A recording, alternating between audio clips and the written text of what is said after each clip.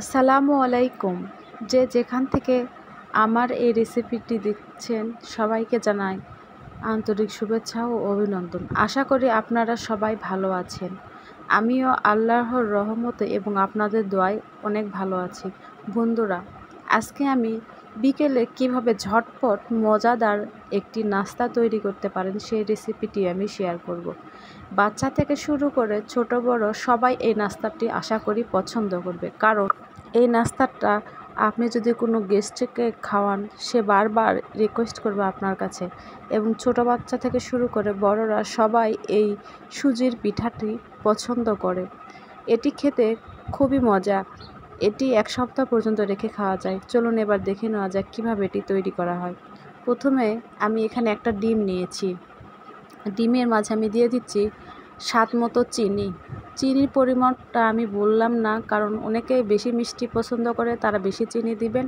আমি এখানে half cup চিনি দিয়েছি আর একটা ডিম নিয়েছি। মাত্র একটি ডিম ও সামান্য পরিমাণ চিনি দিয়ে সুস্বাদু মজাদার এই রেসিপিটি আপনারা অবশ্যই বাসায় ট্রাই করবেন। এখানে আমি দিয়ে দিচ্ছি সামান্য পরিমাণ লবণ। দিয়ে চিনি ও লবণের এই মিশ্রণটিকে ভালোভাবে ফেটিয়ে নিতে হবে।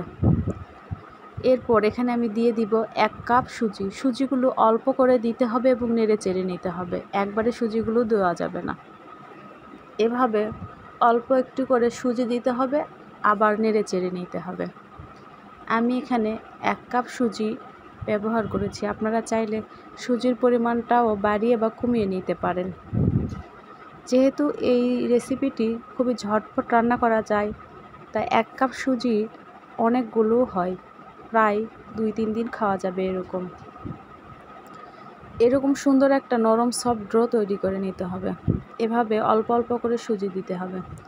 ডোটা যখন একদম সফট এবং নরম হয়ে আসবে তখন ঢাকনা দিয়ে ঢেকে রেখে দিতে হবে। এখন আমি দিয়ে দিচ্ছি 1 প্যাকেট গুঁড়ো দুধ। দুধ দেওয়ার ফলে এই পিঠাটির স্বাদ আরও বেড়ে যাবে। আপনারা চাইলে এখানে লিকুইড দুধও দিতে পারেন, তবে প্যাকেটের দুধ দিলে বেশি স্বাদ লাগে। এখন আমি এটি 10 মিনিটের জন্য রেস্টে রেখে দেব ঢাকনা দিয়ে ঢেকে। চুলায় আমি প্যান বসিয়ে দিয়েছি। তেলগুলো গরম হয়ে এসেছে। এখন আমি একটা একটা করে পিঠার শেপ দিয়ে সুজিগুলো ভেজে নেব। ভাজার সময় চুলার আঁচটি মিডিয়ামে রাখতে হবে। বেশি জোরে দিলে সুজির উপরে পুড়ে যাবে, ভিতরে ভালো লাগবে না খেতে। এর জন্য মৃদু আঁচে এপিট ওপিট করে ভেজে নিতে হবে। বন্ধুরা, আপনাদের যদি আমার এই রেসিপিটি ভালো লেগে থাকে তাহলে অবশ্যই লাইক কমেন্ট করে জানাবেন এবং সাবস্ক্রাইব করতে ভুলবেন না। দেখুন ভাজা হয়ে গেছে। এখন আমি চুলা থেকে নামিয়ে পরিবেশন করলাম।